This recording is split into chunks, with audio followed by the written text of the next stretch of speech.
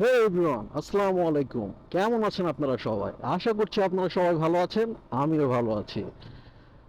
তো অনেক দিন পর আজকে চলে আসলাম একটি ব্লগে।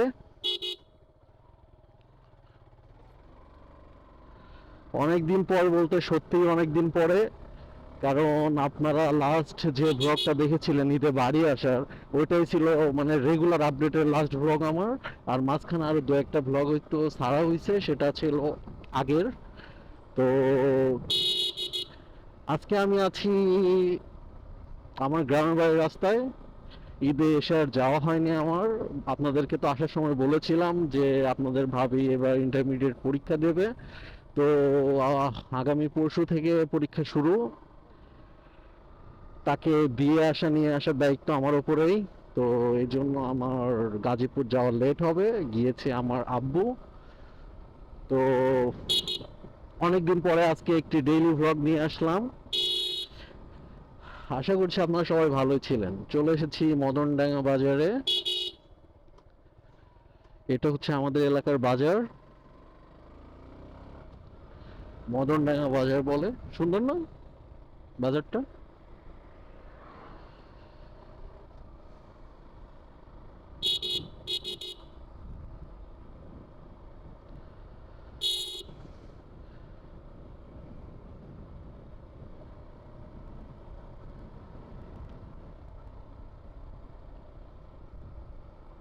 তো বন্ধুরা, যে যাই বলুক, গ্রামের কিন্তু আলাদা একটা সৌন্দর্য আছে, আলাদা একটা মজা আছে, বুঝছেন?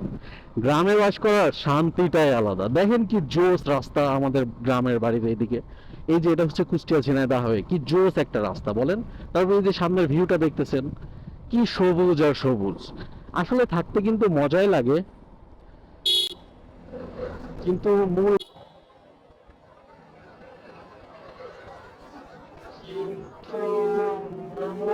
ব্যাপারটা হয়ে যায় কোথায় জানেন তো? আসলে ওই যে আমরা জীবিকার তাগিদে আমাদেরকে বাইরে থাকতে হয়। কারণ আল্লাহ তাআলা আপনার রিজিক তো নির্ধারণ করে পাঠাইছে, তাই না? আর আপনার রিজিক যখন নির্ধারিত, আপনি কোথায় কাজ করবেন সেটাও নির্ধারিত।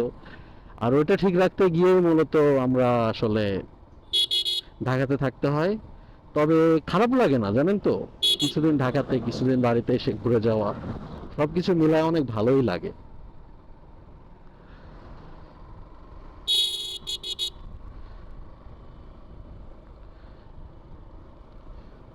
তো এই তো, বেশি কথা বাড়িয়ে লাভ নেই।